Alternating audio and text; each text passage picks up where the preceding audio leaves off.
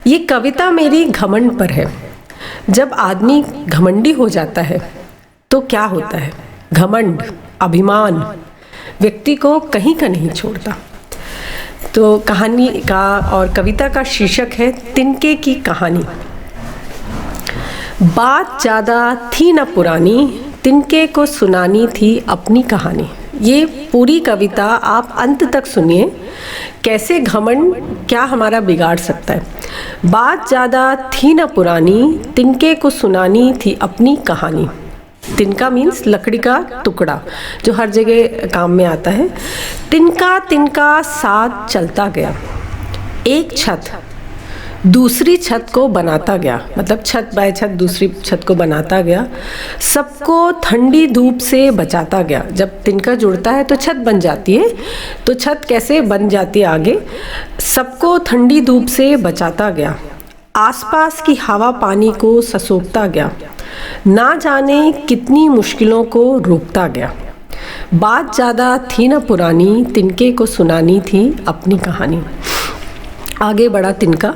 तिनका तिनका एक दूसरे से बनता गया। जब बहुत सारे लकड़ी के टुकड़े हम जोड़ लेते हैं तो एक छत के रूप में हम उसका उपयोग करते हैं। तिनका तिनका एक दूसरे से बंधता गया, कभी पानी की नाव बनाता गया, कभी रोकता बर्फ आंधी तूफान को, कभी बिछ जाता तिनका, कभी बिछ जाता फर्श पर खुश करता मेहमानों को।